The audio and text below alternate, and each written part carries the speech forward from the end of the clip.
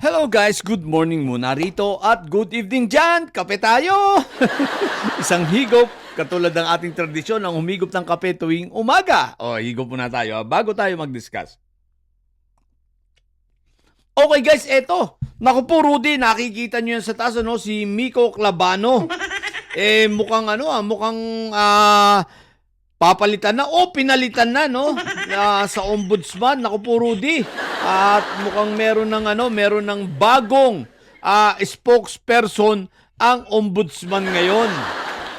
Nagulat na lang ako nang mapanood ko ang interview ito sa isang mukhang bagong talaga na spokesperson ng ombudsman. Nako, anyari rito kay Miko Clabano. Bakit? Bakit nagkaganon? Ito, panoorin muna natin kung ano nangyari, kung anyari at bakit ito na, bago na ang spokesperson ng ombudsman. At panoorin natin yung mga bagong statements ng ng interview ito dito sa bagong anong tawag dito? Spokesperson ng ombudsman. Okay, sama-sama natin panoorin at pakinggan ang kanyang sinasabi. Okay, let's go! Na magkakaroon tayo talaga ng malalakas na kaso laban sa mga nag-abuso sa kaban ng bayan. At kung mapapanagot natin ang mga ito, ay makakaasa rin tayo na meron tayong mas magandang kinabukasan bilang isang bansa.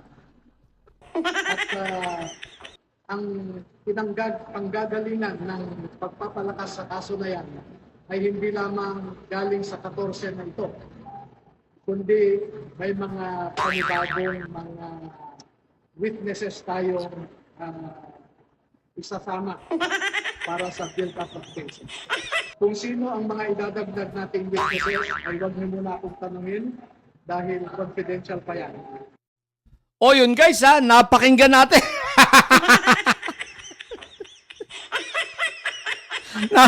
Napakinggan natin ang sinasabi ng bagong spokesperson ng ombudsman.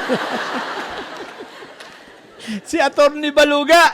Joke lang po. Hindi po siya bagong spokesperson kasi naman kung umasta naman, para namang kala mo bagong spokesperson.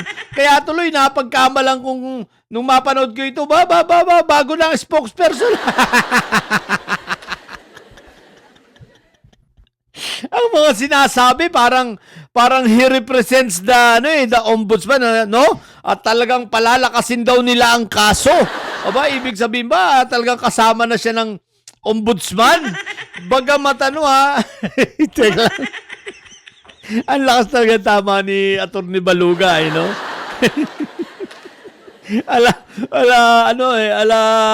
Feeling tawag ito?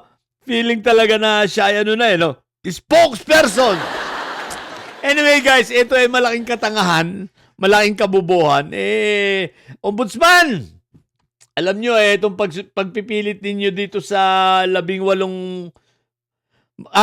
na lang pala, itong 14 marites dito, pero sabi ni Atty. Baluga, magdadagdag pa sila.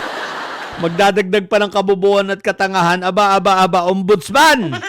Ito ay mukhang nakakasira na sa iyong nakakasira na sa institusyon. Ano ba namang makukuha mo? Ano ba namang mapupulot mo sa mga ito? Kung sa simula't simula ay sinungaling at walang katotohanan ng mga pinagsasasabi. Tapos magpipilit pa at talagang nandiriyan, magwi-witness na naman.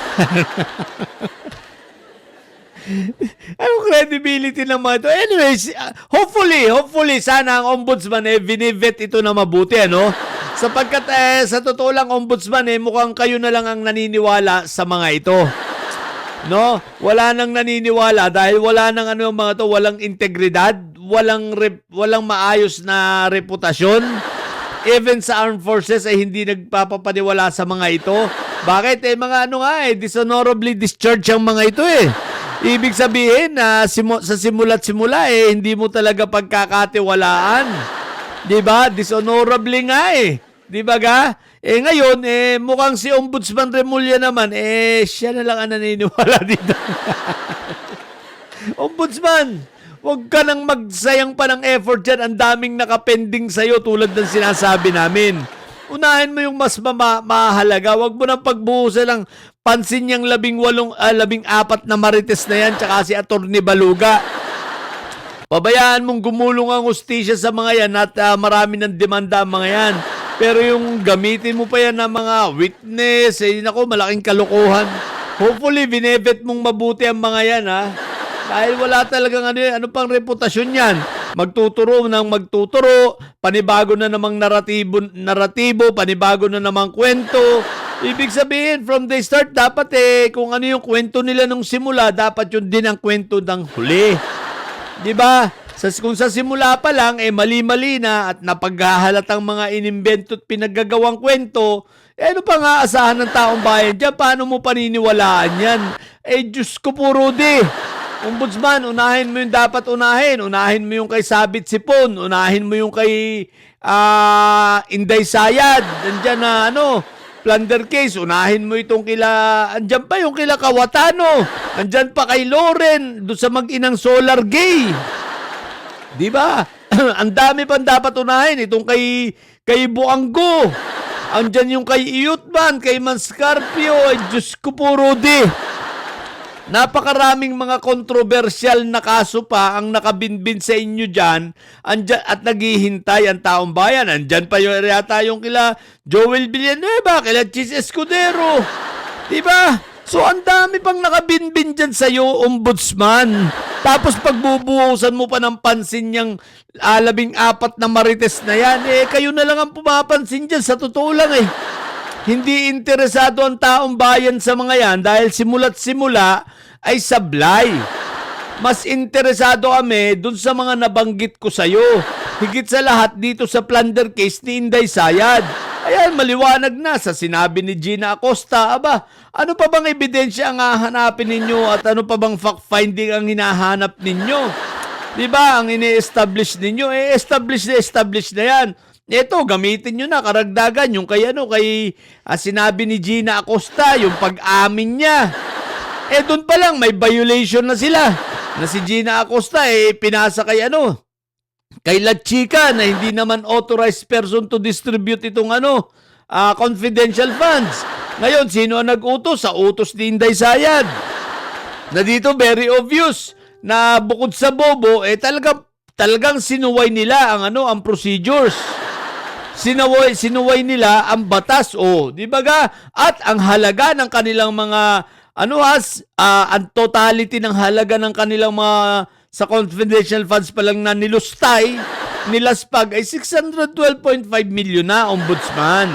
So palagay ko, Ombudsman, yan ang pagtuunan mo muna ng pansin. Ngayon, pag natapos mong yang lahat, at kung talaga gusto mo talagang balikan yang sa 14 na marites na yan na busabos, di tsaka mo balikan. Kasi yan ang pinakawalang kwenta sa lahat ng mga inahawakan mo, pipilit mo pa. Diba? At ang isa pa, wag na wag yung kukunin spokesperson, yang si Atty. Baluga. Hindi bagay!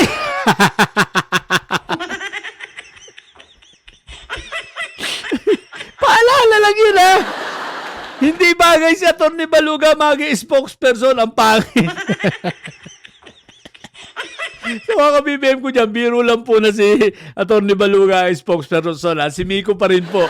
Natuwa lang ako kasi yung sa interview rito ala spokesperson ang dating. Anyway, yun lang muna. So, Ombudsman Boying, tandaan mo yung aming paalala sa'yo, okay? Sa mga bobot didilis dyan at may sayad, manatili kayo mga bobot may sayad sapagkat ang may sayad, laging high blood. Bye!